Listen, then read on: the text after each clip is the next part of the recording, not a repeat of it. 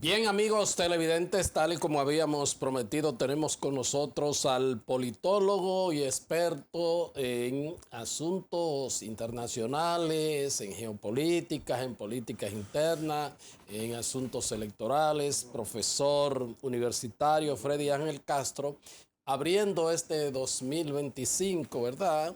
Bueno, pues uno deseando todos los parabienes al pueblo dominicano, sobre todo mucha salud. Se quedaron unos temas pendientes y además el fin de año se produjeron unas decisiones que tenemos que arrancar con política porque hay muchas preocupaciones, pero no con políticos. Vamos a arrancar, sino analizar la política como ciencia con el reputado politólogo Freddy Ángel Castro aquí en este programa de Agenda. Saludos y feliz año, hermano. Saludo, Héctor, feliz año a ti, a la familia y al pueblo dominicano que te siguen fielmente. Un placer estar de nuevo aquí renovando esfuerzo ¿Cómo no? y esperanza. ¿Cómo no? Eso es lo importante. Mira, Freddy, en el plano nacional, evidentemente, en el aspecto político, sin quizás el hecho más resaltante fue la reelección del presidente Luis Abinader, el tema de, bueno, pues el triunfo también que obtuvo a nivel municipal y congresual, o lo retuvo y lo aumentó. Y se podría decir también el rescate a el prestigio y la credibilidad de la Junta Central Electoral. Esos son los temas que veo como resaltantes. Obviamente después el asunto de Leonel colocarse ya, bueno, pues como líder de la oposición. ¿Cómo tú lo enfocas eso?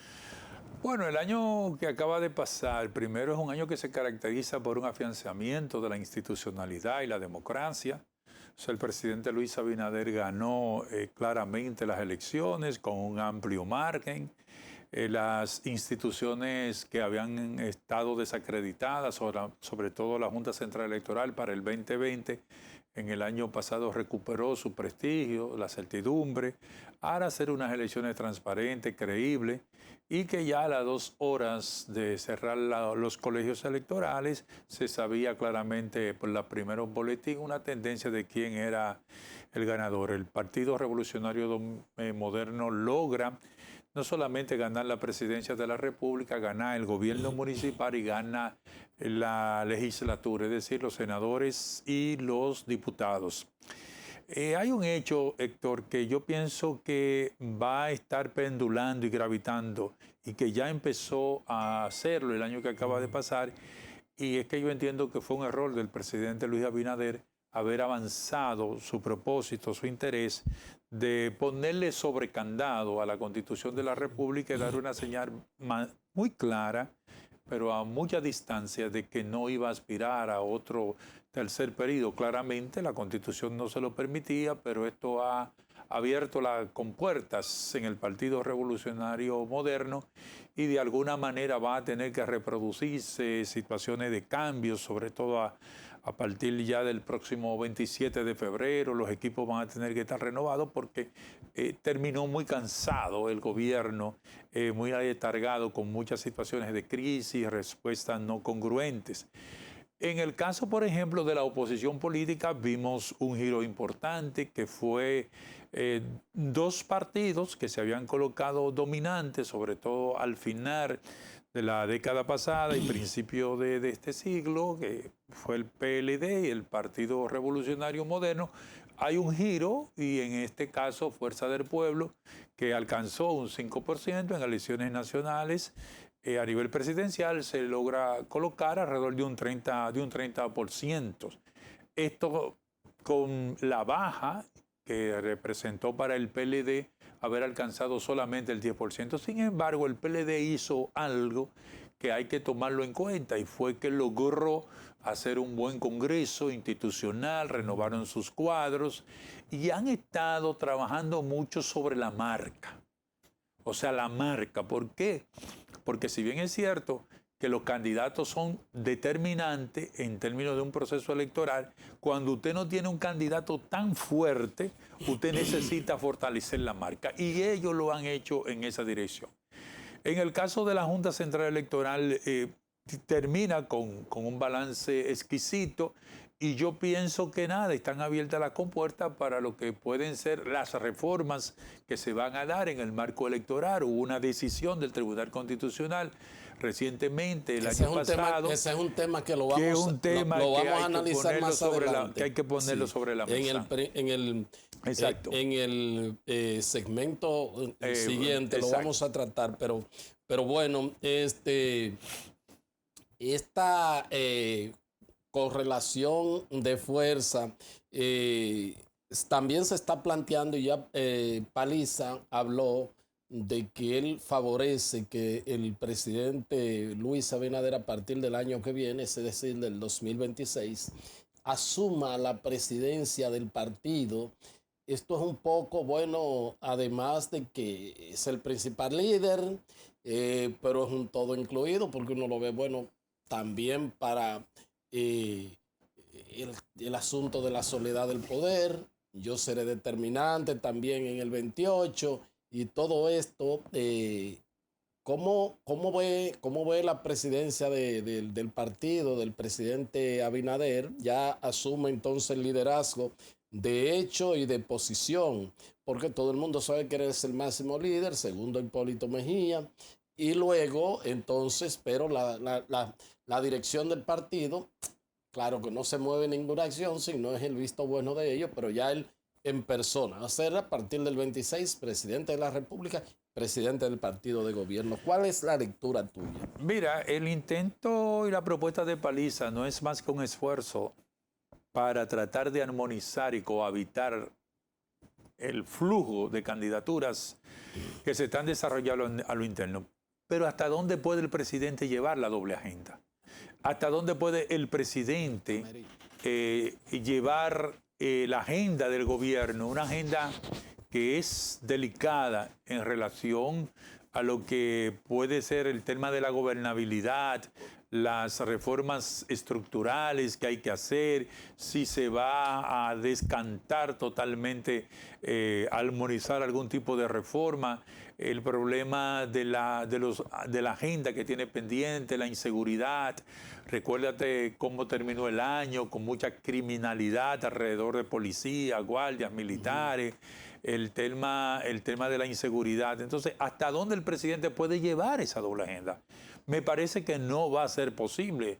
Y habría que ver, Paliza es un candidato que desde el punto de vista no es competitivo porque no está en propuesta, pero hasta dónde Carolina Mejía quisiera exhortar la agenda o la agenda del partido para que otros u otras personas lo pudieran capturar. Entonces, ahí yo no lo... Pero yo creo, bueno, lo que podría hacer lo siguiente, es decir, bueno, Leonel fue presidente de la República y presidente del PLD, se diría.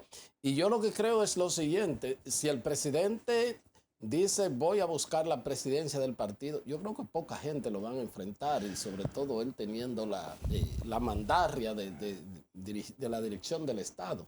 Sí, no lo van a enfrentar. Y tú decías en la pregunta introducida, en el paralelo, la situación de la candidatura de Leonel, que era presidente, pero era diferente en el PLD.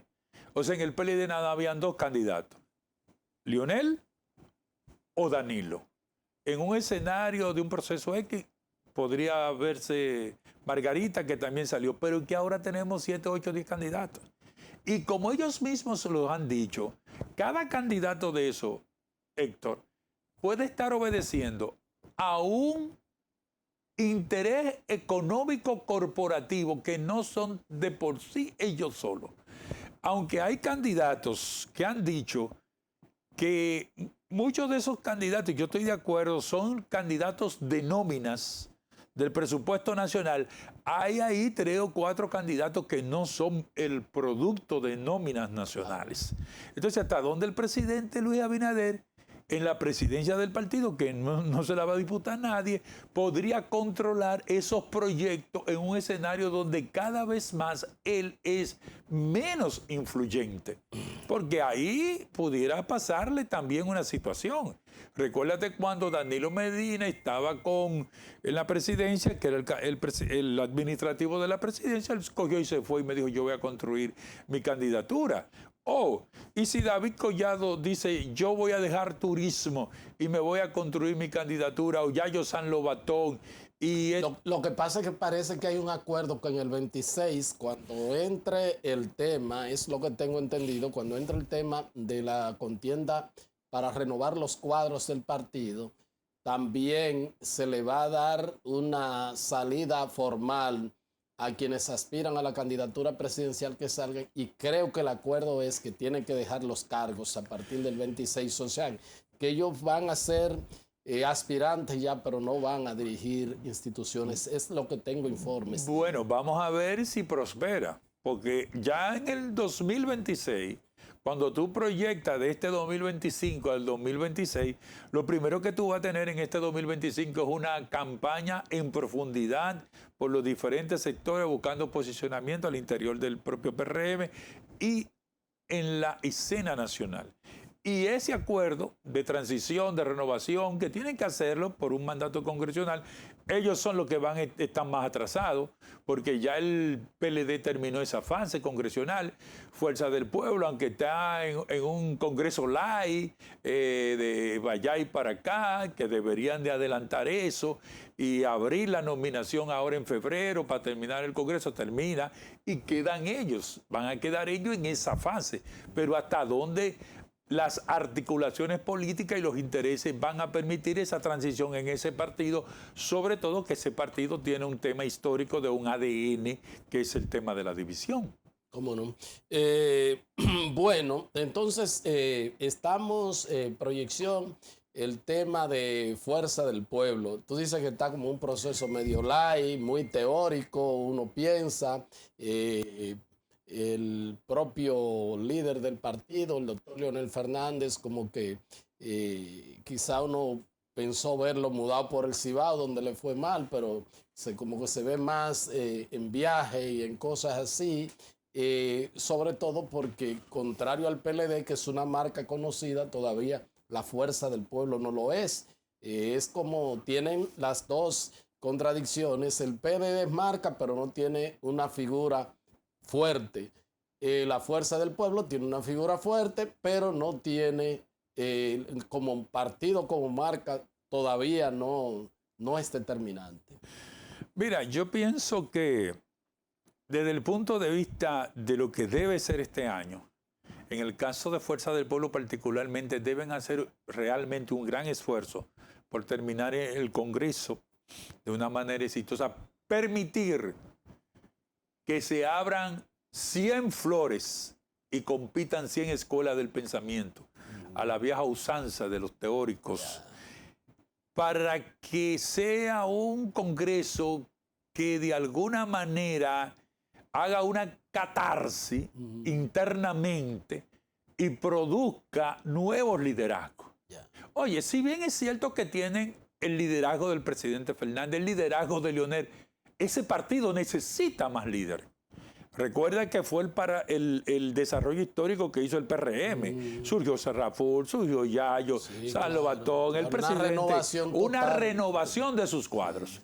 Entonces, no hay que atajar a nadie, que sean las bases del partido que de manera soberana eleven y de alguna manera filtren y se da fe en ese liderazgo, que mucho de ese liderazgo está anclado alrededor de proyectos a veces particulares. ¿Cómo no? Entonces, ahí no solamente se trata de hacer el Congreso, sino de que el Congreso galvanice. Y tienen que ir a la base, porque te voy a decir lo siguiente, esas estructuras son demasiado débiles en el territorio. Y no estoy hablando de la capital, sí, claro, de Santiago. No. Cuando tú te montes en la serranía, para que la gente entienda, en Ocoa, en Constanza, ahí se necesita levantar un liderazgo de territorio. Entonces, aparentemente, Héctor, estamos viendo que ellos piensan que tengan una buena situación. Pero ¿y si el PRM se recompone? ¿Y si las fuerzas económicas y sociales articulan un proyecto al interior del PRM y logran sacar un binomio poderoso y fortalecido? entonces tú vas a tener problemas, porque si bien es cierto... Y un partido de gobierno, ahí voy. Que demostró que tiene maquinaria. Demostró que tiene una maquinaria y que su marca anda en 35, marca partido, no hablo de simpatía. Su marca anda por encima y muchas veces por el doble de la que tiene el PLD y de la que tiene el Fuerza del Pueblo. Entonces, eso es lo que dice la sabiduría popular, no dormirse en los laureles. ¿Por qué? Porque la situación política nacional, con la llegada de un nuevo presidente de los Estados Unidos, Donald Trump, la situación política de Venezuela, la situación en Medio Oriente, no es para usted estar andando y de alguna manera exhibiendo una conducta light. O sea, si hay alguien de que aprender en política, en este tipo de eventos y de práctica, hay que decirlo dolorosamente, es del presidente Balaguer. Balaguer nunca cogió vacaciones, ni los 25 de diciembre, ni el 6 de enero, porque el 6 de enero Balaguer regaba a los reyes él, y respondía y llevaba las muñecas. Sí, claro. Las muñecas. Todo había que agradecérselo a él. Sí. Eso es así. Mira, y hasta dentro de la propia Fuerza del Pueblo se ha creado un tema de que si el hijo o el padre. Mire, en política, la improvisación no es buena consejera. Porque usted puede tener aquí dos escenarios. Yo se lo voy a proyectar 27-28. Usted puede tener dos escenarios. Un buen manejo vamos a suponer un buen manejo de la economía, una buena realización congresional del PRM, una unificación de candidatura, dispuesto para el poder. ¿Quién va a enfrentar esa maquinaria? Quien vaya a enfrentar esa maquinaria tiene que ser un hombre con experiencia de Estado, con una obra de gobierno, y no solamente con eso, sino con unas relaciones internacionales que se van a necesitar para hacer una conducción del país. En el otro escenario, que pudiera ser el escenario posible de una agenda hacia el nuevo liderazgo, es que la economía se deteriore, que el país no crezca este año, como lo ha dicho la CEPAR 4.3, que tengamos un estancamiento. ¿Qué va a buscar el país? ¿La experiencia o el ensayo? Los sectores económicos y políticos se van a ir por el ensayo.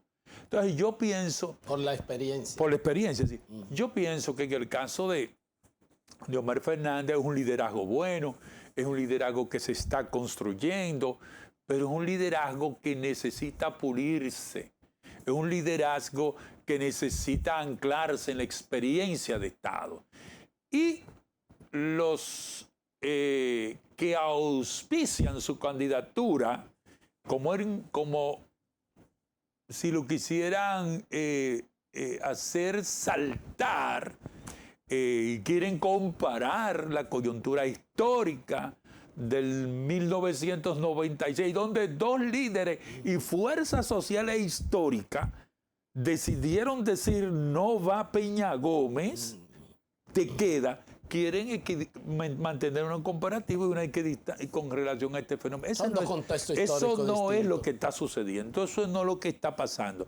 Por lo tanto, mi opinión es que ese liderazgo debe ser madurado, debe seguir siendo desarrollado, inclusive él debe volver a la candidatura del Distrito Nacional con la aspiración potencial de ser un posible presidente del Senado, y Fuerza del Pueblo tiene que ir buscando, y he visto algunos destellos de alguna mujer con experiencia económica, con racionalidad, que pudiera acompañar en un nuevo escenario al presidente Fernández. ¿Cómo no?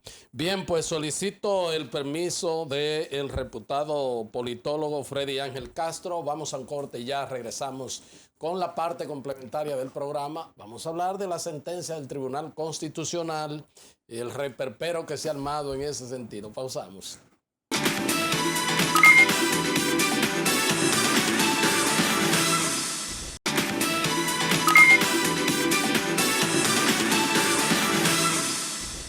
amigos televidentes, abriendo este 2025, ¿verdad? Bueno, pues uno deseando todos los parabienes al pueblo dominicano, sobre todo mucha salud. La Constitución tiene eso suprema, o sea, si yo soy candidato porque soy independiente, porque el tribunal me lo ha autorizado, y entonces porque haya una ley, una legislación que dice que solamente se van a financiar las candidaturas de partidos, movimientos y agrupaciones, no sería una discriminación para mí, y yo no puedo ir entonces a un tribunal en un amparo para que se me reconozcan esos derechos de igualdad. Digo yo, no sé. No, porque yo no te estoy exigiendo a ti como candidato independiente que me tenga abiertos 158 locales a nivel nacional en los principales municipios. Yo no te estoy exigiendo eso. Yo no te estoy exigiendo a ti a que me mantenga una nómina de cuadro a nivel nacional para tú garantizarme en qué me invierte el financiamiento. Yo no te estoy exigiendo a ti como candidato independiente que tú me asumas que el 10% de lo que tú me recibes en años electorales y no electorales, porque tú no me lo vas a recibir, tú me dediques el 10% a la educación. Yo te estoy reconociendo a ti un derecho de participación, un derecho de ciudadanía, y tú tienes que agenciarte ese financiamiento privado como se los agencian los otros partidos políticos. ¿Por qué? Porque si yo no te estoy haciendo la exigibilidad que le hago a los partidos políticos para ellos mantenerse, yo no te puedo a ti admitir la discrecionalidad de la igualdad para que tú uses un fondo del cual institucionalmente tú no vas a rendirme un informe financiero. Además, el riesgo que tiene esa decisión no es solamente ahí. Hay otro elemento de control y es la Dirección de Transparencia, Control e Informe. Porque pudiera un candidato independiente recibir más financiamiento que hasta un partido político producto de actividades ilícitas que quieran colocar candidatos y posiciones dominantes. Entonces ahí tú tienes que rendirme ante la Junta Central Electoral, que tiene una dirección para eso, el control financiero, y tú no me puedes sobrepasar el tope de la campaña. Y eso sí hay que hacerlo en el Congreso ahora en la reforma, tú tienes que ponérmele más garra para yo ser capaz de quitarte una candidatura porque tú me superes el tope del financiamiento, como se hace en Perú. Por lo tanto, en el ámbito de las candidaturas independientes, no es una novedad. Hay países que la tienen. En Estados Unidos fueron 6 candidatos y muchos de esos candidatos fueron independientes. Senadores y representantes van con candidaturas independientes. El senador Sanders, que es muy... Sí, el senador de izquierda es un senador independiente. Entonces, no es una novedad. Milei fue una candidatura independiente. Entonces, lo que tú tienes que ver es que en el marco y ahí hay que los partidos políticos tienen razón, en el marco del reglamento, yo no te puedo violar el derecho, o sea, yo no te puedo poner el máximo de las condicionalidades, pero tú tienes que cumplirme las condiciones de mínimo, porque entonces que entre el mar en función del todo. Pero ahí está, y ya como han entrado a los partidos políticos y se ha visto hasta legisladores presos y deportados, esto sí se podría potenciar aún más con el crimen organizado. Bueno, ya, porque si un partido me puede poner alguna cortapisa o algo, pero ya yo agarro una persona que más o menos es, qué sé yo, popular, no una persona conocida de este populismo se podría hablar, y entonces el crimen organizado viene por ahí, tú dices, bueno, hay un tope, pero habrá que ver porque hay cosas que la Junta todavía no tiene las garras. ¿No podría potencializarse ese aspecto de que el crimen organizado financie mucho de candidaturas independientes? Pero ya le están financiando. Yo te digo, ya hay preso, pero te digo que podría ser ahora.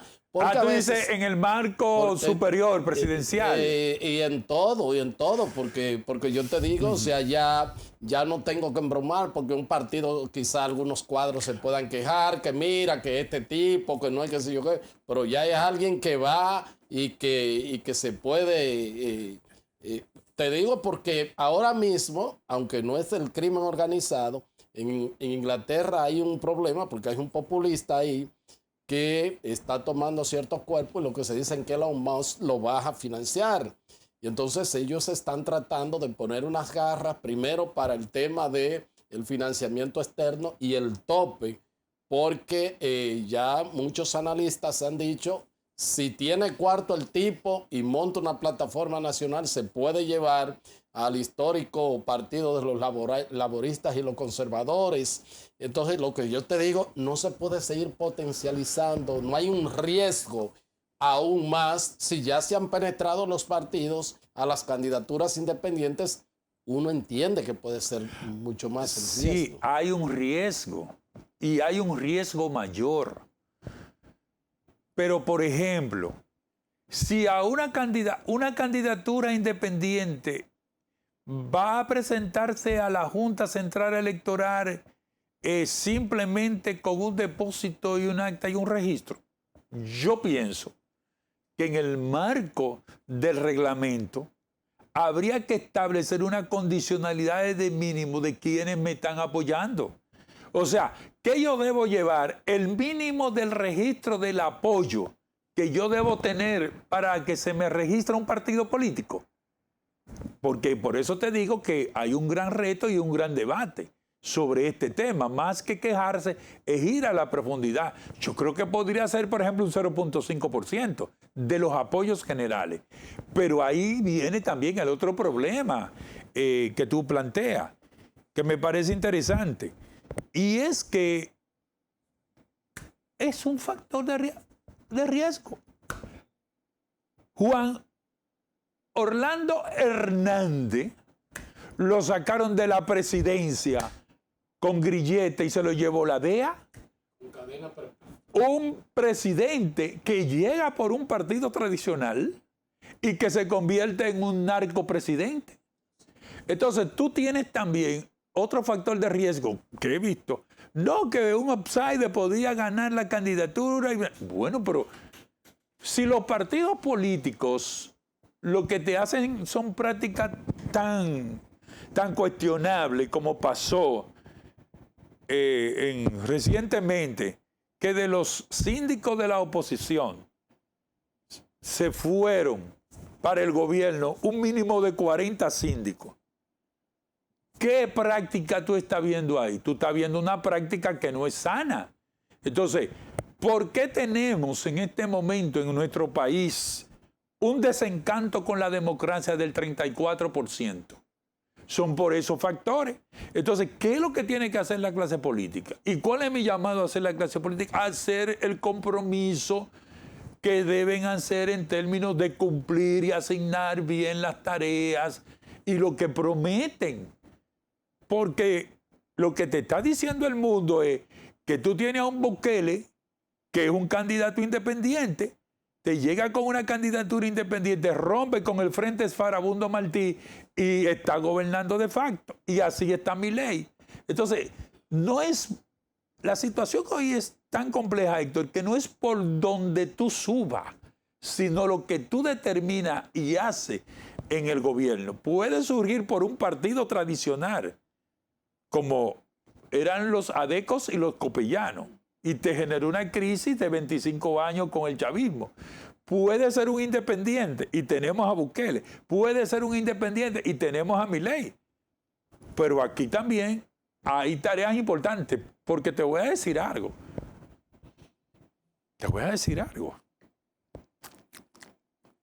Esa clase política dominicana está descuidando un factor y un indicador. ¿Cuál es?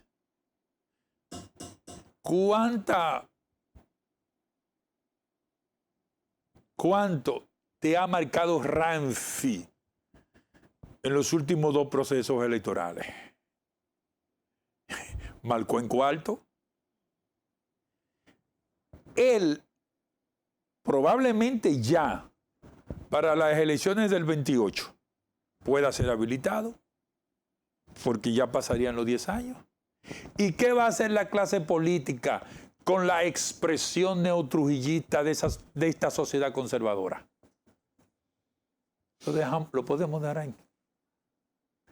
Entonces, Yo lo que te digo a ti, que hay que hacer las tareas políticas, que usted como clase política no se puede seguir desacreditando. Entonces, ya tenemos esto, lo que tú dices, lo que los partidos tienen que hacer, pónganse en esto para recuperar, para que un Ramfi no se vea como un cuarto lugar, un outsider, pero Ramfi es un neotrujillismo, ahí está la parte. Y entonces el tema finalmente de la abstención, ¿cómo tú relacionas pues el derecho a candidaturas independientes podría pues mitigar esta tendencia que tenemos de la abstención, o podríamos seguir teniendo una alta abstención como la que acabamos de tener? No, mira, el tema de la abstención electoral debe ser objeto de estudio y análisis para determinar los factores que la están impulsando. Yo no te puedo decir si una candidatura independiente o no puede disminuirla, puede crear entusiasmo, porque lo que está real es que hay un 34% de personas en este país que no creen en la democracia. Inclusive amigos míos importantes, nivel que tienen, digo, yo tengo un desencanto con esto, porque es que, Héctor, en la medida en que las instituciones no funcionan, en la medida en que las instituciones no llaman a la confianza nacional, en ese mismo momento se va generando el descrédito partidario y institucional. Y yo te voy a decir una cosa. A mí habrá que demostrarme, si tú vas como candidato a senador o alcalde, yo voto por ti, pero a mí, una gente que tú en un momento lo ve aquí, la otra, o sea, yo y lo ve del otro lado.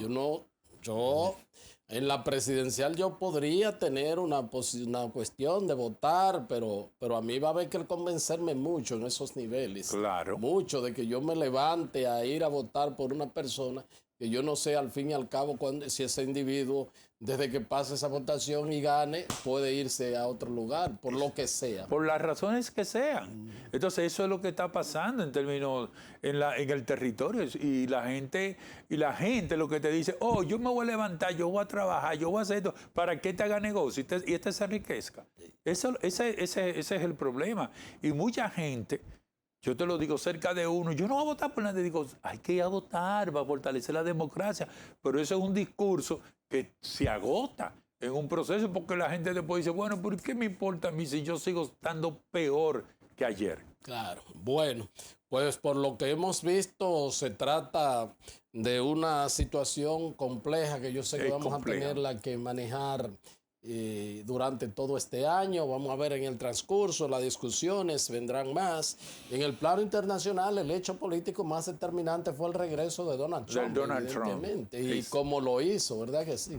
Y ahora lo veo como como más tranquilo, inclusive. Hasta se recortó. De manera que tiene que revisarse. Yo creo que hemos hablado de eso. El Partido Demócrata tiene que revisarse. No, el Partido Demócrata tiene que refundirse. Que es diferente, está pulverizado. Y podríamos tener a un Donald Trump, es diferente. Sí. Ya un Donald Trump más sosegado, más tranquilo, con más experiencia de Estado. Y un Donald Trump, por ejemplo, nosotros nos salió el 25 de diciembre premiado, tenemos nominación de candidatura, de senadores. Él dice que le encantan los dominicanos, entonces... Y de embajador. Embajador, tú ves. Habría que ver, porque creo que pudiera ser distinto este segundo periodo de Donald Trump. Claro, y ya él, bueno, ha visto. Ya es un hombre que también ya ha pasado las 1001. Sí, así mismo es. Bueno, pues nada, te agradezco de corazón, Freddy. Así es que muchísimas gracias y bueno, pues te reitero un feliz año. Igual para ti. Cómo no. Bueno, gracias a ustedes por haber estado con nosotros y será pues hasta otra entrega de su programa de Agenda. Hasta entonces.